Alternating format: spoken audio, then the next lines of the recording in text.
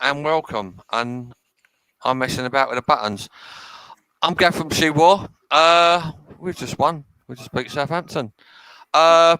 This is the pub chat that we do after every game. I'm joined for the first time for myself by Merv. How you doing, Merv? I'm doing good, thank you. A lot better than after Saturday's game. Exactly. And Mike, how you doing, Mike? Yeah, same as Merv. Much better than the weekend. Much better performance first minute to last minute. Much better. Exactly. And Charlie, how you doing, mate?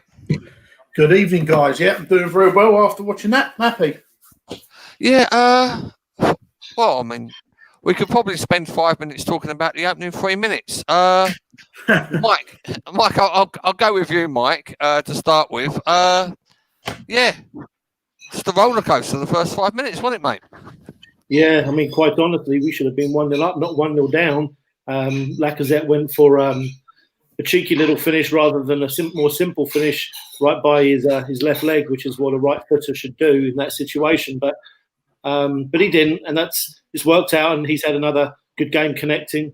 And, you know, Arsenal never dropped their heads, and so we've got a team who's looking good, but also what gives me more hope is we just look like a serious team. And from the first minute to the last minute, as we were just saying off air, is maybe for the first time in a long time, we played two good halves from that literal first minute. So I'm just very encouraged after today, Gav. Yeah. Merv, we'll take you on for the second point that happened in the opening minutes. Yeah. There's no excuses for how we defended that corner, is there, mate?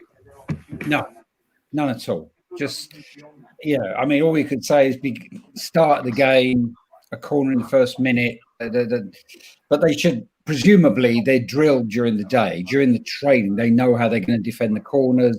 They've got the intel. They know where Ings is going to go. They know where Ward-Prowse is going to put it. They were just unprofessional. They just kind of were almost caught unawares that Southampton were going to do what they did. Yeah, no, fair one. They did that, Gav, on the weekend. They did that corner twice. So, as Merv said, there's no excuse, especially when you just played them 4 days ago, and they just showed you exactly what they're going to do again. And you know, there were two of their Southampton players that took two of our defenders away, leaving the guy wide open. I'm telling you, if you go back to whatever day it was on the weekend, they did that exact same thing. So, no excuses there. Yeah. One of those. Charlie, I mean, I'm shouldering a little bit of blame on Pepe for that because he was the nearest man to the Southampton boy, but he went up the other end. He sorted it out, didn't he, mate? No, he did. And just touching on the first 5 minutes that you guys said, I even said at the time when we went 1-0 down and we equalised, it was strange. As Mike said, we started so well and so positively, and it was the first time in a very long time we've hit the ground running like that in a game. And to be 1-0 down, it was a bit, even after 10 minutes, still 1-0 down. We had another chance just before Pepe scored. And it was a good positive start. So it was quite baffling that we was 1-0 down after we played actually quite well. But yeah, Pepe, I mean, it gets a lot of unfair stick, I think, Pepe. And I do think he's the sort of player who needs to run in the game, coming in for 20 minutes or then starting and bench again is hard for him. But I just thought his overall performance tonight was much better. I fancied him to put in a performance. I actually backed him to score to score first. So I was a little bit gutted that he didn't do that. But I just found I've never thought we haven't tried this earlier. I just think he is so left-footed. It's unbelievable. I mean, he always wants to do that cutting on his right. Today, he looked a lot freer with just on his left foot. He was down out wider with the ball, cutting in and doing little one-two passes and going, which was a lot easier for him, rather than because his body was already travelling forward with a touch of the left in, he could just run straight. Rather than he wants to do a 1-2, his body's open, he has to do the 1-2 and then turn his body and go again. And the goal was typical for it. He got the ball, made the running behind, great first touch out his feet, very strong, holding the defender off. and slotting the ball in. Good finish. And we needed that early goal after they scored. No, we did. What I liked about his goal there is he could have quite easily have gone down. If he'd gone down, we could have possibly got the penalty. But I like players in that situation to actually stand up, make a fight of it, and get the shot off, which he did. So it was all that. I know we've sort of jumped the gun, really. We haven't really got anything to talk about the starting lineup. It was pretty much, I think the only choice really was Martinelli or Pepe, really. I don't think there was any other sort of surprises or shocks was there today. Anyone? No. Not really, no. I think that Cedric on the left, I think, has worked before. And if Tierney couldn't play, I suppose there was talk about Saka going to left back, but I think we needed him in a more attacking role. So, and I think Cedric was one of the successes of the night. Yeah, brilliant. Yeah, no, I mean, Louise's mishaps aside, I know, like I say, Ted in the chat has already said Rob and Leno solid again. I mean, Leno pulled off a couple of good saves tonight, Mike. Yeah, and it's a regular thing. He's either saving us or pulling off really good saves to keep us in games, like he's gone and done there tonight. He's just done his job. In fact, to me, the most important moment that he had wasn't the saves. It was when Danny Ings wiggled through the defence with about 15, 20 minutes to go, and he'd beaten everybody. And if Leno wouldn't have come out, he'd have had a shot, wide open shot, probably would have scored.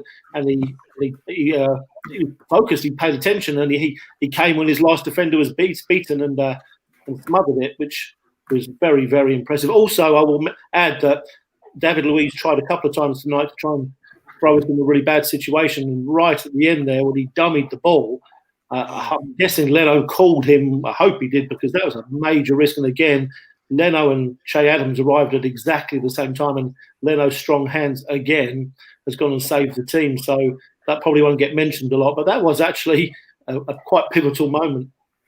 Yeah, I mean, Mike, I've always said, just touching on Leno, you guys know I've been very, very praising him after Martinez and the stick that he sort of got, and people were turning on a bit. I thought when Martinez went, as you said, Mike, there was a save at 1-1 he made from the header in the first half.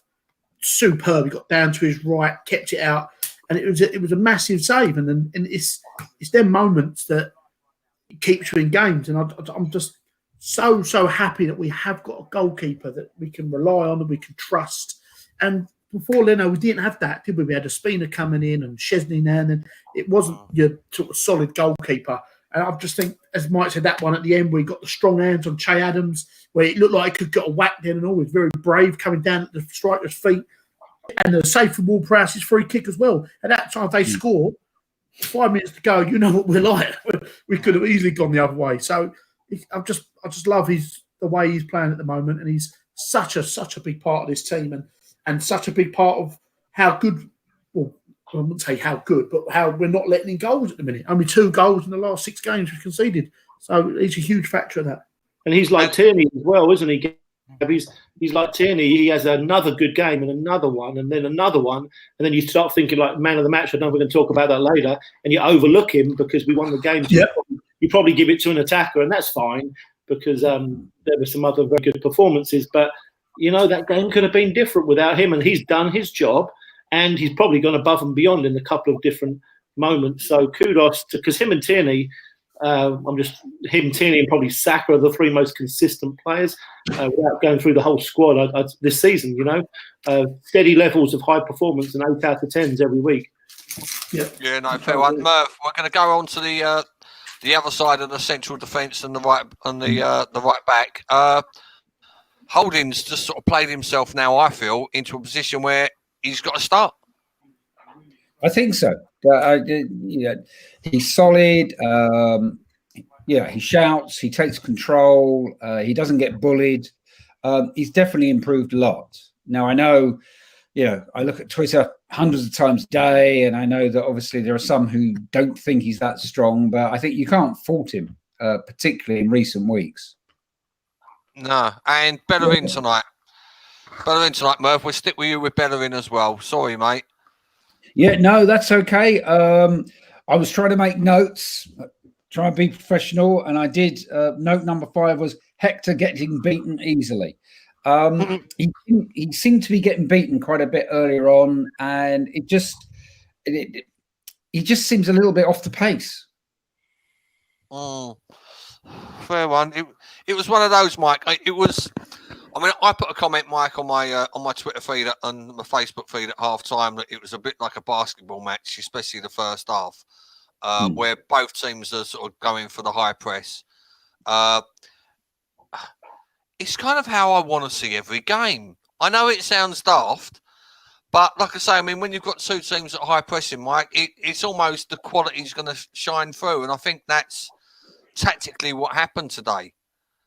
Yeah, I think it was, and from the 50-second mark that somebody pressed and the ball squirted loose and Xhaka intercepted it, and that's the Lacazette chance was the high press and Xhaka intercepting it and passing it through to Lacazette. And we can't high press every game, especially in a condensed season where we have more games in a short period of time. It's just not physically possible. And some teams might be able to do it a little more often than us because their squad depth. We've got squad depth, but their squad depth is more in form than ours because ours, isn't quite there yet. But that was a big factor. I think maybe the biggest feature of the entire game for me, Gav, was the whole unit moved up 10 yards. And so Xhaka and Partey were winning the ball in the backside of the circle in their half of the field about 50 or 45, 50 yards out. And therefore, that pass from Xhaka to Lacazette, Xhaka, if he wins tackles, is normally 20 yards deeper and isn't able to play a through ball. Well, granted, Xhaka's got a good left foot and he's got a good weight of pass, and we saw that for Pepe's goal, but he's winning the ball and receiving the ball 20 yards higher up the pitch, so it suits him and it suits Partey and it suits our youthful players as well. So kudos to Mikel Arteta because he's gone and seen that game on the weekend, and I put a tweet out before the game that this was going to be a coach's game because we've just seen each other. So whichever coach comes up with the best game plan is going to give their team a big advantage. So I think Arteta's really helped our team by moving us, 15 yards up the field. Yeah, it's the personnel as well, though, Mike, isn't it? I mean, I don't want to touch too much on Saturday's game. I weren't on with you guys, and I'm sure you said the same as me. I was so disappointed with the team he put out. And I thought we accepted defeat and threw away the cup. And today was with the players that you want to start. With that game plan you mentioned, it is impossible to do that with that group of players we had on Saturday. So, brilliant. He's done that, and it has worked out for us. Yeah. Merv, do you want to go through the second goal, Saka's goal for us, mate? Yeah, it was Lacazette did well, played him in, and it was just a lovely, smooth goal. It was the kind of goal that we used to score, and we possibly don't score as much. But it was just, it was. I just wrote it. My note was Saka brilliant, great pass, Lacazette, working hard. No, fair one. I mean, he's took the keeper, and if he'd taken another touch, I don't think that was going in, mate. Was it? No. Because basically, perfectly weighted, right? Yeah, I mean, he just took his chance, and that's a man in form, Mike. A man in form does that, and Saka is in form. Yeah, Gav, you're dead on. He's confident. That's why he took it around the keeper. He knew he could do it, and he did it.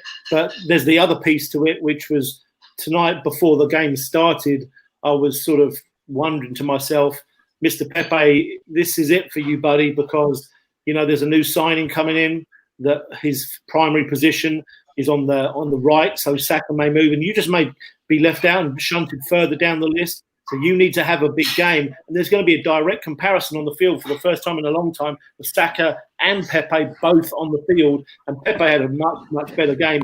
But one thing that Saka's got that Pepe just does not have is the willingness to use the right foot. The goal, the third, because he hit that ball first time, not easy, with his right foot. And there's no way Pepe would not have done that. So I don't want to knock Pepe. He's had maybe his best game of the season so far, but you can just see the levels are higher in Bukayo Saka, aren't they? Yeah, no, fair one. Charlie, we'll go to you, mate. It was almost a weird way because the beginning of the season we would have started Saka left and Pepe right, and they've almost swapped over. Yep. Who do you like where, mate? Because I was kind of liking tonight. I think you can't argue with the stats, though. To be fair, Gav, I think since Saka, since Saka has moved out to the right, he's got 4 goals. He's got lots of assists. I think, as Mike said as well, just touching on, he uses his right foot more and he's quicker. When you've got a right midfielder that can deliver the ball with a right foot straight away, it's going to be more sort of impactful. Do you know what I mean? So I like Saka out right. I really do. I think if Aubameyang's fit, Pepe doesn't start tonight, obviously, or not fit, if anything's going on.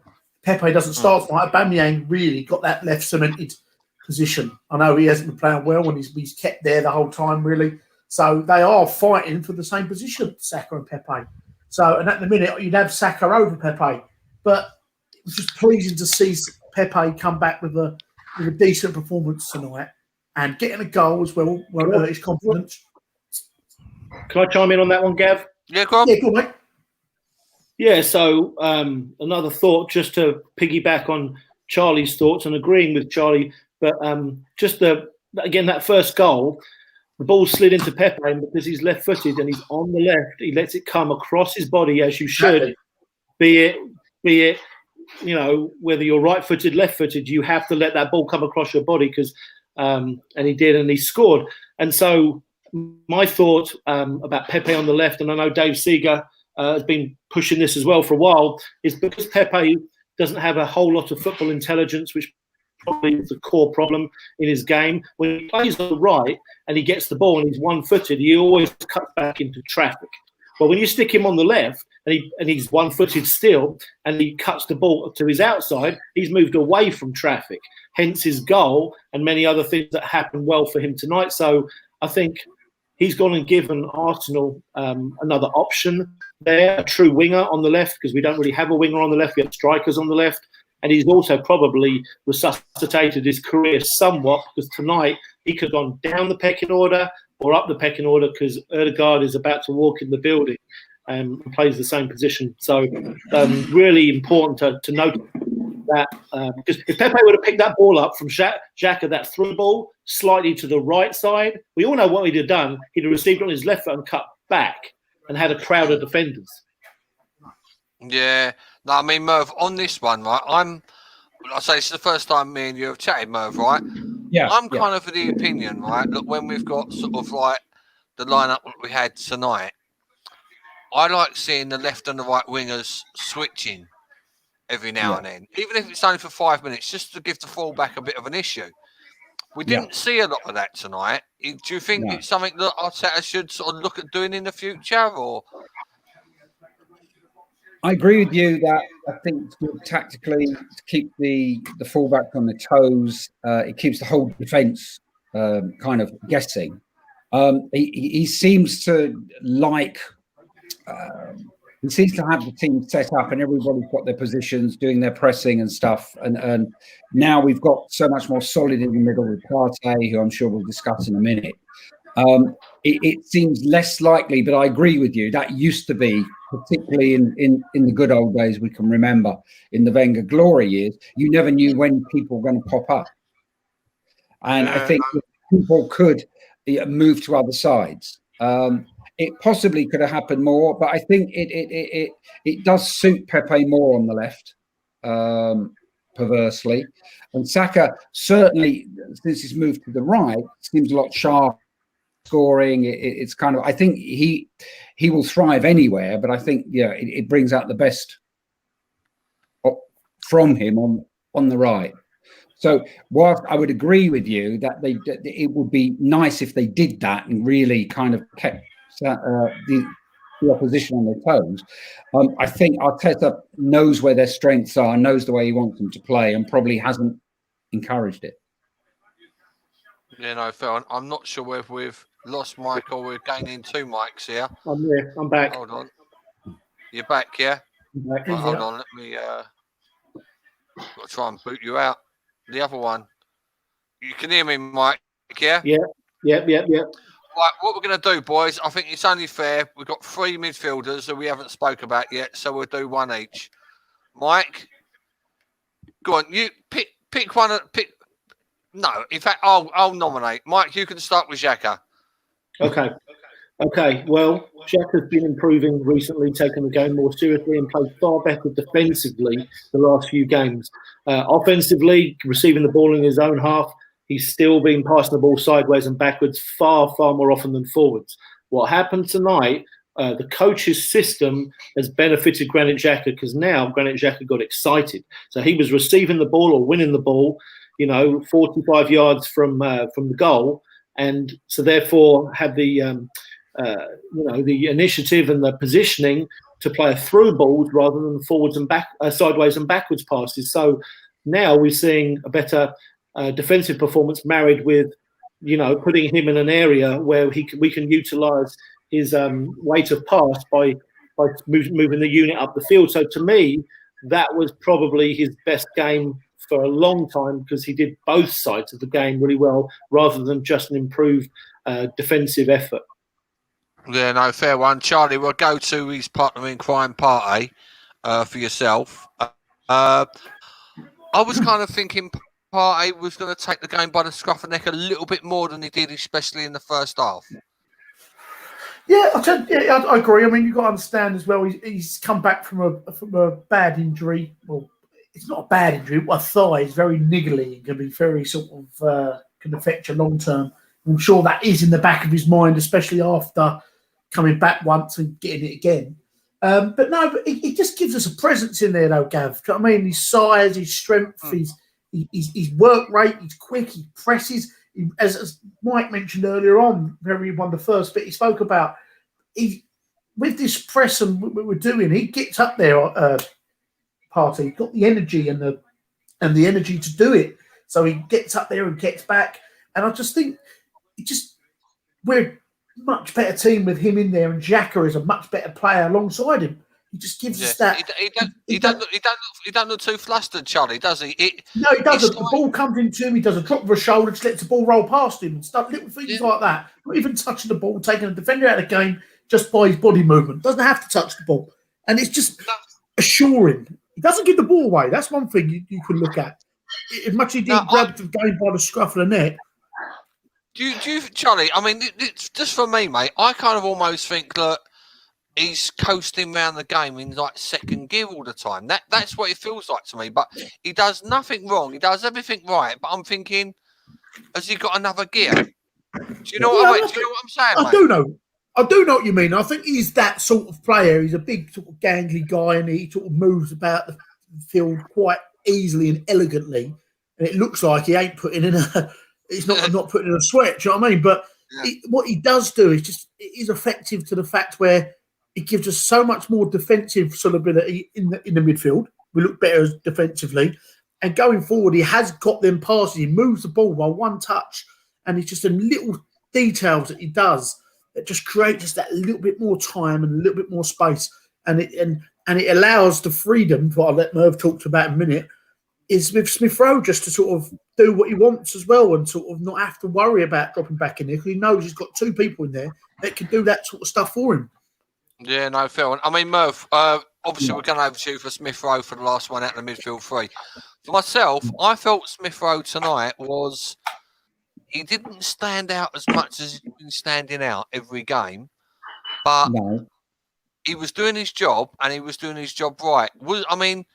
Can you see any sort of pros and cons with Smith Rowe tonight, or are you kind of seeing it how I was? No, I would agree with you. I think that having Partey there changes the games. We've got somebody who's a smooth operator, who uses the ball, can dictate the tempo, isn't going to lose it, isn't going to panic if he's under pressure. And I think that Smith Rowe, if we look at the games, I suppose like Chelsea, West Brom, Newcastle, there was a lot of focus on him to in the middle to be the creator. And I think that tonight his pressing was amazing. He was pressing all the time. He caresses the ball. He does it also for a young kid. He doesn't panic. He doesn't get flustered. But I didn't feel there was, if you like, as much pressure on him to be the main creator tonight. He was able to play a very different kind of role. Yeah, I mean, his pressing was good tonight, Merv. I liked his pressing. I thought he played a little bit higher up the pitch, and he wasn't necessarily dropping back. He was in the positions that Mike's going to nod when I say this. He's in the positions where we'd want him to be. I'm looking for Mike to nod. You're nodding, Mike. I'm nodding. Yeah, nodding, Mike.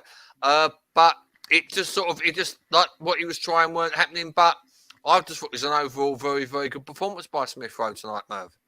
It was. You could tell he got cramp. He got, I mean, we had a couple with cramp, which shows the pressing they were doing, the pressing, the running, which was good. Yeah, no, exactly. I mean, there's a comment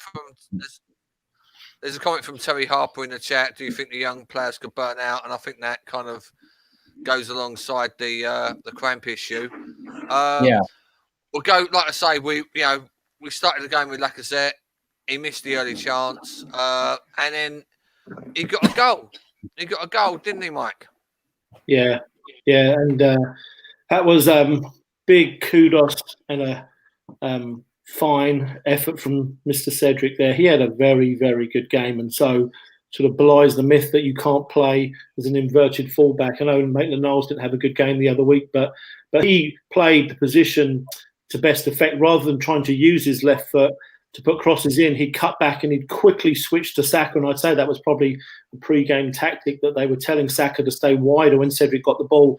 But he was consistently pinging the ball out there, which is what he did for the goal. Saka's lovely touch. And then Lacazette at the far post. So Cedric and Saka in particular have made that.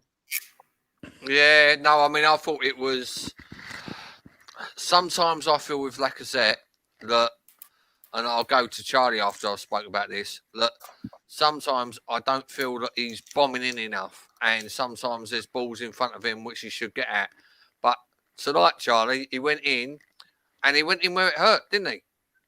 He did, and I was watching the game with my dad, and I bet your dad liked that goal. Yeah, he did like that goal, but he was a little bit frustrated with Lacazette in the first half an hour, and he was not too happy with the way of his body language and the way he was not really was doing that press, but it seemed like the others around him doing it. And my dad was moaning the fact that he wasn't.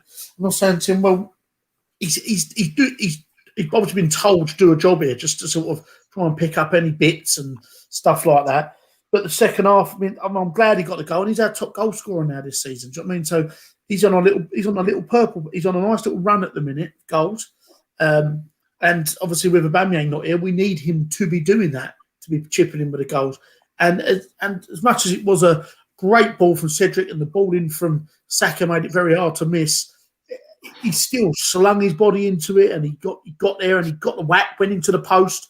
And that's what you want to see. You want to see people doing them, sort of getting into them and sort of putting their neck on the line. Desire, mate. He had the hunger and desire to get there and to get in it.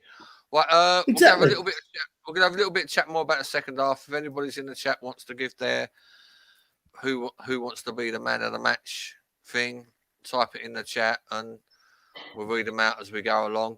But Mike, it was just sort of an overall decent performance. Even though, like I say, the second half I thought we controlled the game a little bit better, and the first half was a little bit erratic. But again, it was high press.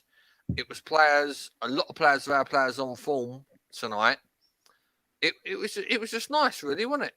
Yeah, very professional performance, and I think that they played the game the right way round. I've been wanting that myself for ever since Mikel Arteta came in. He seems to play the second half stronger than the first, and I've always thought that psychologically it's a whole lot more intelligent to start fast so that the other team lose the psychological battle, and we played a very, very strong first half, best for a long time, and just left to manage the game in the second half. Another thing that I did notice about the overall performance, and something that we've all been crying out for a long time, is when I visualise the game I've just seen, I see forward passes. Simple as that. Yeah. And I know you shouldn't. It's almost like giving someone a clap for brushing their teeth, really, isn't it? You shouldn't have to give the team a round of applause for passing the ball forward. But we all know why I'm saying that, because that's not the direction of travel that the ball's been going in. But from minute one all the way to the end of the game, you could see the players were wanting to pass it forward. They passed it forward more than they passed it backwards, and they only passed it backwards when they had to, rather than just being scared and passing it backwards just for their pad their possession stats. So I thought that married with the fact that Arteta's got them moving fluidly now off the ball, and the runs off the ball and the connections, and Lacazette, I think Charlie was saying about his performance, and he's connecting well, and it's all working. But so I want to say to Mikel Arteta, well done. He's really turning this thing around. Yeah. I think on that, Mike, you'll just touch it, and it has turned it around. I mean, you think since Boxing Day, that game at Everton, we've had 6 Premier League games. We won 5 of them, drawn another. And the biggest thing for me is in that time, we've scored 14 goals. We were struggling for goals. We're putting goals in the net again, which is vitally important. And like even today, we went 1-0 down early. I wasn't panicking. I thought we started the game well. I wasn't panicking. And we were proven right. I think that at the moment, with the team are playing with a belief again, and they think they can do it. I mean, we were 16th in the league at one point. We've now gone up to 8th. I know that's still not acceptable for Arsenal Football Club, but we're moving in the right direction. Southampton, I think it was less than 2 months ago, were top of the league, and now they're 11th. Do you know what I mean? So it shows how quickly things can just turn around. And another positive tonight was it was actually the first game that we've gone behind, an away game we've gone behind and come back and won. Yeah. So just little things that shows a bit of character in the side, and realistically as well. And today we've gone away to a good Southampton side, got a good away win, and realistically you'd probably say you've got 2 of your best players out, Aubameyang and Tierney not there, and then that's not including someone Ceballos, who definitely would have got a part at some point today. You think Gabriel maybe fully fit with being there, so it's very, very positive to go away to a team like Southampton, who have been beating teams this season, and to get a good away win. We weren't hanging on. We went out there and we done the job. Yeah, no, definitely. I mean, Merv, you're a bit of an old school boy, mate. You probably remember lots of games we've lost at the Dell and St Mary's over the years, because it's not been like I say. We've got good memories of the.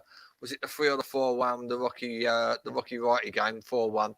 But there's been a lot of games down the Dell where they've turned us over, mate, haven't there? Over the years. I know. I was there at the last one where we lost 3-2. I think it was Hassan Hüttl's first home game, and we were poor. I mean, the thing that I love from Boxing Day onwards is the energy. The watching the games, particularly as that run was getting worse and worse, with like the Southampton home game, Burnley, that kind of league run was just, there seemed no energy. There was just lethargy. It was just, it was just pass, move. There was no running. There was no people in space. There was no one hungry for the ball, and that's, I think, initially a lot of what Smith Rowe brought in. When he started, like the Chelsea game, the West Brom game, the Brighton game, was hunger for the ball, wanting the ball and doing something with it. And this energy is keeping up. Obviously, Saturday, unfortunately, perhaps a decision was made that they need to concentrate on having a crack at top 4, and maybe that. I mean, it should have been a good enough team Saturday, but it wasn't a unit. It wasn't an energetic unit. Whereas tonight was close to, I suppose, their starting first 11 without Tierney and Aubameyang. Yeah, no, fair one. Right, before we finish off with man of the match, I hope you boys are going to stick with this for another 5-10 minutes. Michael Hinton in the chat, given lots to talk about rotation and risk to injuries in the running, do you think we should prioritise the league or the Europa? So go on, Mike. You can hit this one first. Okay. Well, now that we're out of the FA Cup, I think we can probably and we've gone and bought ourselves a second creator, and it looks like we're after, maybe Charlie knows we're after another left back. I think we can do both, quite honestly, Gav. I think that the league is so congested that, I think we're 3 points behind Tottenham, who were top of the league about a month ago. And I don't know how many points, haven't checked the table, how many were off the top four. I know we probably played an extra game, but we're 5 points behind West Ham, who are sitting in fourth from the same points. But again, only us and West Ham have played 20 games. So we're in a little bit of a false position, really. Yeah, well, I would say that Europa is probably the big one, because you get a trophy and you also get an automatic place in the Champions League, and it would have to be some Herculean effort from us and asking 4 or 5 others to drop off the map for us to get top 4 from here. Still possible, but the Europa League, looking at this new inform Arsenal that Merv's been talking about with the energy and such, very capable. I don't know who the favourites are to win the Europa League, but I'd say Arsenal are probably in the top 3. So that to me is priority number 1, but Premier League is very close to it. And so losing in the FA Cup might just, retrospectively have given the club an edge in these other 2 areas, I would say. I'm not going to agree with that one. I think Mike's right. I think the Europa League is probably realistically our best chance of Champions League football, I think. But it is luck, isn't it? Getting a draw, and we've got Benfica, which are not that great this year. That they're generally not. They've got their whole squad has been out for COVID last week. The games were cancelled. So, and I can assure you, people I know who have had COVID and getting over that takes a while. Gabriel Saturday, how good he's been this year. He was, fitness-wise, just wasn't to the level. You might think in his head he is, but he just wasn't. So if we get through that, and the Europa League is year on year, it gets more difficult and difficult. The level of teams in it get better. And you'd like to, and you look at even the English teams, and you've got us, Tottenham, United, Liverpool, and Leicester. All 4 of them be looking at a chance they could win that. But I think we've got to be realistic. I think we just got to keep trying with the league, just keep ticking away. The way we are, I would be happy if we can get in the top 6 to get a Europa League spot again next season. I think that's got to be the initial target at the moment, getting to the top 6. I think the top 4 is probably a little bit out of the way. But then we also have to concentrate on the Europa League. And I think with the addition that we got in with Odegaard coming in, should be announced tomorrow. And as Mike said, we've got a sub keeper now that we're happy with. I think we are looking to bring 1 other, maybe 2. But then if we could get them back, and the players that were not fit back to fully fitness, we have got a squad to be working on again, big enough and more capable enough to play on Thursday night, Sunday daytimes. So I think we just got to just take it easy. Don't get ahead of ourselves. Just keep doing what we're doing. But I do definitely think Europa League is our main target at the minute. Yeah, right, Merv. Yeah, well, I said on Saturday that I felt that the main competition this season was the Europa League, because the squad to completely restructure, rebuild the squad needs Champions League money, and probably their best route back to the Champions League was to win the Europa League. But we've had a good performance tonight, and suddenly we're thinking we're not far off the top 4. It's 5-6 points. I know everybody needs to play everybody else, but our next 3 games are United, Wolves, Villa, which will all be tough. And so it's possibly. I feel that particularly with Odegaard joining, we could have the momentum, particularly if we're not in the FA Cup, to maybe scrape into the top 4. But I think that the Europa League still needs to be important. And as I think back to a comment that Josh Kroenke made after the Baku final. He said that the second half, he was watching all the transfer plans for the summer fall apart because we clearly weren't going to win it and be back in the Champions League. So I think for the club to properly restructure the squad, they obviously need the Champions League, A, to attract players, and B, for the extra money it brings.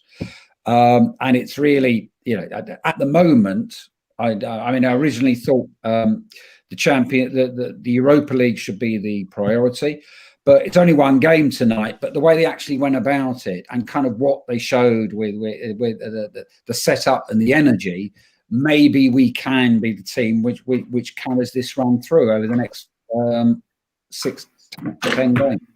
I'm not sure if you guys have seen that tweet put out by AFC Bell today, who seems to be pretty accurate about Arsenal trying to get. He called it an A or an A+ elite signing in the summer, but it'll be based on either the Cronkies or Champions League money. So, and all the Arsenal fan base were all replying Jack Grealish, which is probably who it is, I would say, because he was hinting that way. But so if that's on the table, if we get in the Champions League, you get a player of that level who makes consistently such a big difference and is proven in this league. Oh my, that could take us. And Merv made a really good point. For us to improve and get better, we need Champions League money. So it's not like we want to go in the Champions League and win the Champions League. That's not happening anytime soon. But you have to have that money in order to get the better players and move forward. It's pivotal. Yeah. And on Grealish, Mike, I think that is Arteta's number one guy that he would want and build a team around. And the feelings of clubs. This is my weird one with Grealish. Would he want him and Partey in the middle? No, I think I think the way we play and we mix things up around sort of that front four, so to speak. He can play anywhere. Grealish can't. He can play behind the number 10. He can play on the left. You could put him out on the right if need be. I think he would be a outstanding signing for Arsenal. He doesn't hide the fact that he likes Arsenal. I think that you'll find that every time Saka or Holding puts something up on Instagram, he always comments on it and sort of laughing and joking with him. So he's someone who, I know fact Arteta would like. His agent's that Jonathan Barnett, who is an Arsenal fan. I know that doesn't mean a lot, but he's a big Arsenal fan. I think if Arsenal could get that done, then I think that's something they would definitely be going for. But I'm sure we're not. It's going to be a lot of money, though, Charlie. It's going to be a lot of money, and we're not going to be the only club after him, are we? That's going to be realistic about it. Well, anyway, let's finish off the game tonight. I'll start with Mike. Man of the match tonight, Mike? Yeah, not an easy one because there's 4 or 5 that played very well. But considering he was playing somewhat out of position, played a really good offensive and defensive game, I'm going to give it to Cedric. And he's made a difference in one of the goals as well. And so he's gone, and I put in my notes myself that Pepe and Cedric had to have big nights. Pepe had to because there's a new signing coming in, as I've mentioned. And Cedric, for the same reason, I think if Arsenal get a backup left back, which they probably will, then Cedric may tumble down the ladder. Well, now he's, as they say on the Arsenal Vision podcast, he's stock rising. He's going to move himself up the ladder. And so you'd say even maybe he's I would definitely start him in front of Bellerin. I'd have done that a while ago anyway, because I think Bellerin's not been playing anywhere near the level. But he's gone and really given himself a chance to be a solid part of our squad going forward. So round of applause for Cedric Suarez, I say. Right, Merv? I was originally going to say Saka. But the more I've thought about it during our conversations here, it gives the game the wrong flavour. But I'm thinking Leno, because it's not that we were under the cosh, but he made some very crucial saves. And we said late in the first half, there was the one with Ings. If Ings pulls one back, then the Ward-Prowse free kick towards the end. We saw Chelsea, what happened. They were beaten and they got one, and then the penalty, which he saved. So I think I would say man of the match, because he stopped it becoming, he stopped them coming back and us beginning to panic and stuff. Yeah, it makes sense. Yeah, no, fair one. Jar? Mine was Saka. I've said to Saka. I just think he's the way he plays and glides around that pitch, and he's direct. He goes past players. He makes little runs in. He's topped off with the goal and the assist. Saka for me. I thought he was excellent. But Mike and Merv, I think it's between them three. We've all said. I think Xhaka could add a little mention there as well. I thought Xhaka was superb again tonight. But no, it's Saka for me. Well, I'm going to put a fourth in the mix, boys. I know it's not, and we didn't get a clean sheet, and this ain't going to be the most popular in the world, but I like Rob Holding tonight. I like Rob Holding the fact that when Louise did balls up, he was in the way. I like the fact he put a couple of decent blocks in. I like the fact he was getting some decent headers in. And yeah, like I say, I'd like to see a centre back doing a centre back's job, and I thought he'd done a centre back's job tonight. So he doesn't make mistakes, does he, Gav? That's what no, he's there wasn't any. And people saying, like I say, you can slag him off for his pace and for the balls that he does out, and blah blah blah. But he just knows where to be, and he's not peaked. When you're looking at a centre backs peak towards the end of their 20s, the same as keepers. So Leno again is probably a couple of years under the curve, and well, a couple of years above his curve for his age, if you know what I mean.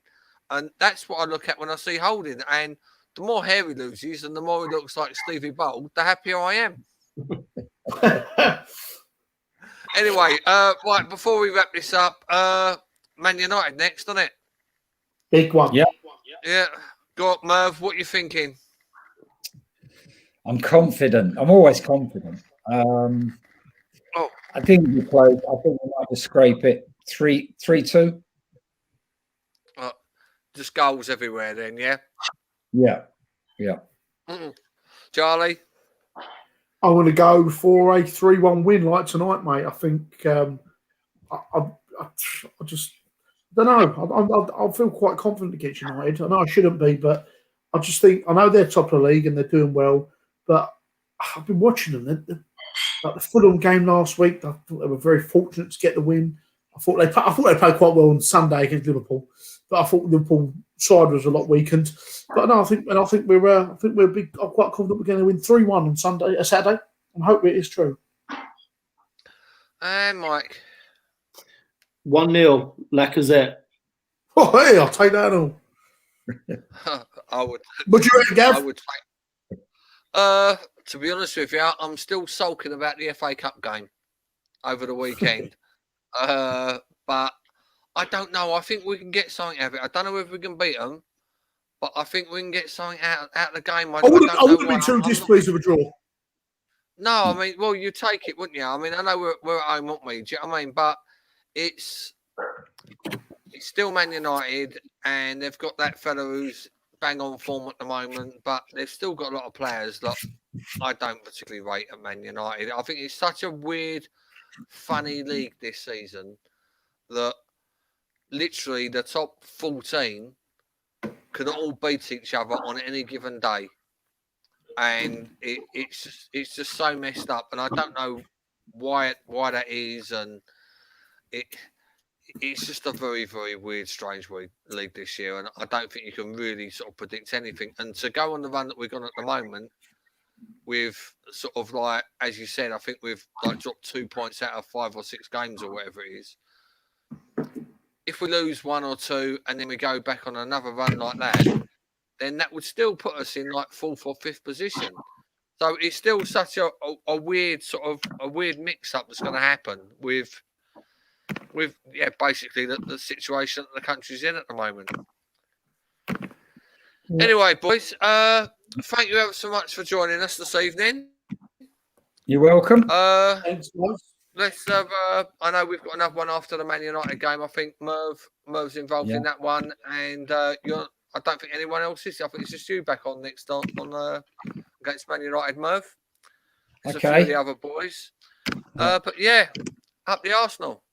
Up the Arsenal. Good. Well done, guys. Come on, you gunners. Let's see if I can push these. Let's see if I can push these buttons right. Here we go. Right, I need to do that.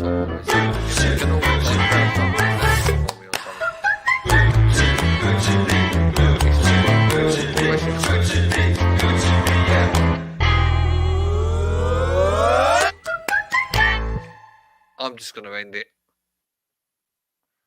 Oh, here we go. It's so slow. I know I'm not buying an apple.